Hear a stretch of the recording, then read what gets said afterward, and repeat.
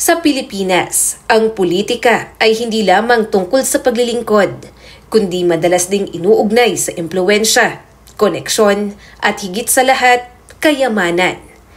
Habang ang ilan sa ating mga lingkod bayan ay nagsimula mula sa simpleng pamumuhay, mayroon ding pumasok sa politika na may daladalang bilyones na yaman at may iba namang yumaman lalo na sa kanilang pag-upo sa pwesto.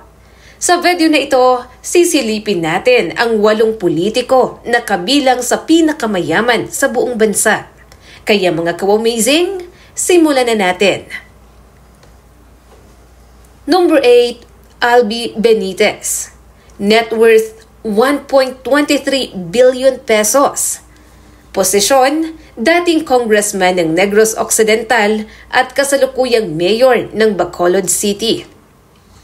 Unahin na natin sa listahan si Alfredo Albi Benitez, ang negosyanteng naging kongresista at ngayon alkalde ng Bacolod.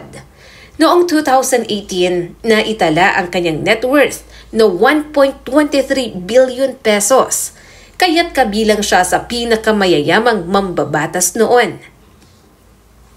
Bago pumasok sa politika, si Benitez ay isa ng matagumpay na negosyante.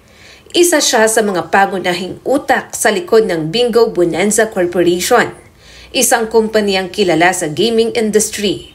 Sa pamamagitan ng mga koneksyon at investments, lumago ng husto ang kanyang negosyo.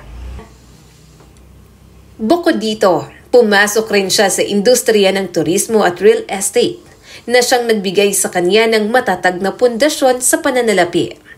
Ngunit hindi lang negosyo ang kanyang pinasok.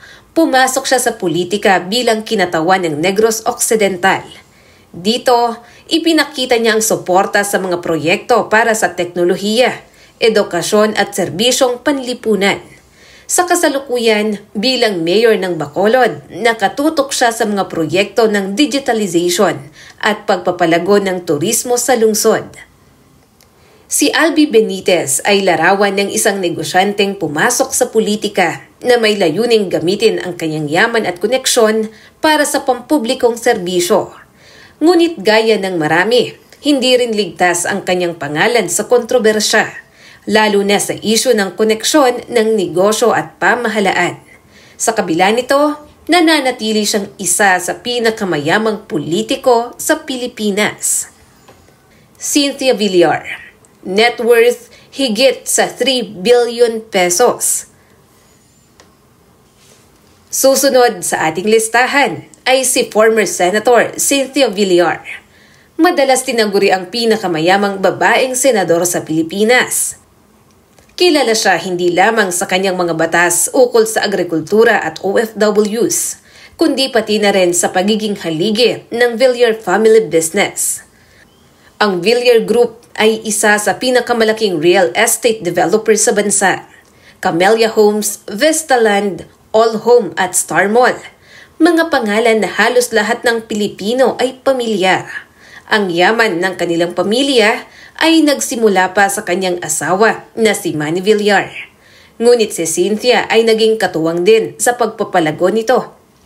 Bilang mambabatas, tinutukan niya ang mga proyektong nakatuon sa sektor ng agrikultura, lalo na sa mga magsasaka at mangingisda. Gayun din, naging tagapagtanggol siya ng mga overseas Filipino workers na isa sa kanyang mga pangunahing advokasya. Ngunit hindi rin ligtas si Villar sa kritisismo. May mga nagsasabing ang kanyang mga pulisiya ay minsan ay pumapabor sa interes ng kanilang negosyo sa real estate.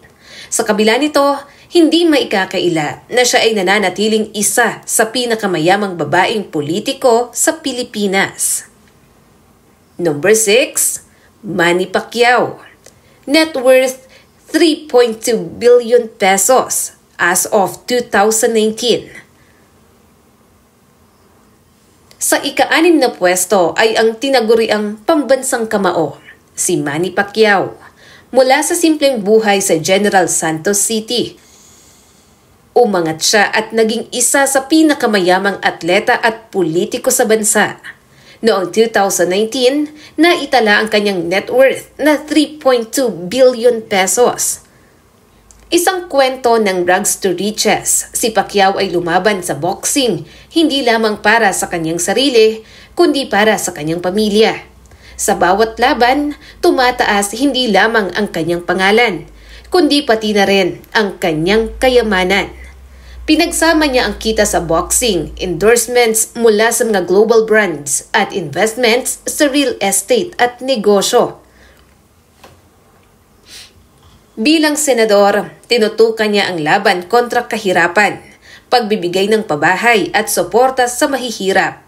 Ngunit hindi rin nawalan ng kontrobersya mula sa kanyang mga posisyon sa issue ng LGBTQ hanggang sa mga tanong sa kanyang disiplina bilang mambabatas.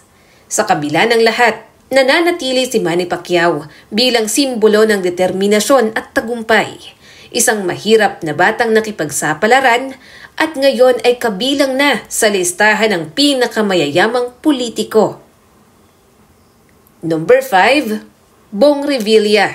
Net worth higit sa 200 million pesos. Pero depende ito sa taon. Isa pang kilalang pangalan sa politika at showbiz, si former Senator Ramon Bong Revilla Jr. Kilala sa kanyang mga pelikula at teleserye at ngayon ay sa kanyang pagbabalik sa Senado. Bagaman mas mababa ang naitalang net worth kumpara sa iba sa listahang ito, kabilang pa rin siya sa mayayamang politiko dahil sa kanyang showbiz royalties, investments at political connections. Ngunit higit pa sa kanyang yaman, mas nakilala si Revilla sa kontrobersya ng pork barrel scam na umalog sa Senado. Bagamat siya ay nakalaya at muling nahalal, ang kanyang pangalan ay nananatiling bahagi ng diskurso ukol sa katiwalian at yaman sa politika. Number 4, Amy Marcos. Net worth mahigit 100 million pesos. Sa ika-4 na pwesto, naroon si Senator Amy Marcos, anak ng dating Pangulong Ferdinand Marcos at dating unang ginang Imelda Marcos. Sa kabila ng maraming isyong bumabalot sa kanilang pamilya, nananatili siyang makapangyarihan sa politika at kabilang sa mayayamang politiko. Kilala si Amy bilang dating gobernador ng Ilocos Norte at ngayon ay isa ng senador. Ang kanilang pamilya ay matagal nang sinasabing may malaking kayamanan. Bahagi nito ay na-freeze at na-sequester ng pamahalaan. Gayunpaman, ang kanilang political dynasty ay patuloy na matatag. Number 3, Imelda Marcos. Net worth 22 million US dollars as of 2012 declaration. At ayon sa ilan, maaaring mas mataas pa. Ang tinaguriang Iron Butterfly, Imelda Marcos. Kilala hindi lamang bilang dating unang ginang, kundi bilang simbolo ng marangyang pamumuhay ng pamilya Marcos. Kilala sa kanyang koleksyon ng sapatos, alahas, at mga gusali na tinawag na edifice complex. Noong 2012, nagdeklara siya ng net worth na humigit kumulang 22 million US dollars. Ngunit ayon sa iba't ibang ulat, maaaring higit pa rito ang yaman ng pamilya Marcos, lalo na ang mga nasequester ng pamahalaan. Number 2, Mikey Romero. Net worth 7 billion pesos as of 2018. Sa ikalawang pwesto, naroon si Mikey Romero. Siya ay isang kongresista at negosyante na kilala bilang Port King ng Pilipinas. Ayon sa kanyang 2018 SALN, mayroon siyang net worth na 7 billion 858 million pesos. Ginawa siyang pinakamayamang kongresista noon. Ang kanyang negosyo ay umiikot sa shipping at ports sa pamamagitan ng Global Port Holdings, pati na rin sa real estate at sports investments. Kilala rin siya bilang tagapagtaguyod ng Philippine basketball at iba pang sports. Number 1, Manny Villar, pinakamayamang politiko. Net worth 17.2 billion US dollars. Sa tuktok ng ating listahan, ang pinakamayamang politiko sa Pilipinas, si Manuel Manny Villar Jr.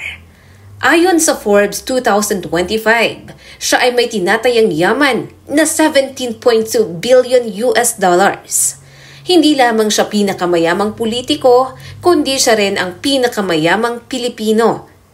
Mula sa simpleng buhay sa Tondo, si Villar ay nagtrabaho bilang batang nagtitinda ng isda at hipon upang makatulong sa pamilya. Sa sipag, tiyaga at talino, nakapagtapos siya ng kolehiyo at pumasok sa negosyo ng real estate. Ang kanyang kumpanyang Vestaland ay naging pinakamalaking developer ng pabahay sa Pilipinas. Ngunit hindi lang siya negosyante.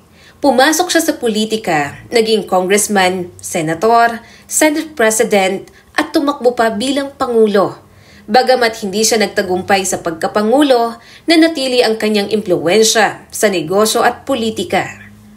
Si Manny Villar ay patunay ng tinatawag na rags to riches story. Isang batang galing sa mahirap na pamilya, ngayon ay pinakamayamang Pilipino at dating pinuno ng Senado. Ang kanyang yaman at kapangyarihan ay nagsilbing inspirasyon sa ilan. Ngunit sa iba, nagsisilbi ring paalala ng masalimuot na relasyon ng negosyo at politika. Nakikipaglaban sa kahirapan. Gaano nga ba kaangkop na ang ilan sa ating mga lingkod bayan ay nababalot sa napakalaking kayamanan? Ang sagot ay nasa atin, mga mamamayan.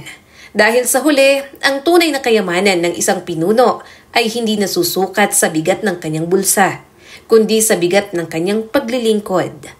Kung nais mo pa ng mga ganitong klase ng video, huwag kalimutang i-like and subscribe at pakipindot na rin ang notification bell para lagi kang updated sa mga video katulad nito, mga ka-amazing.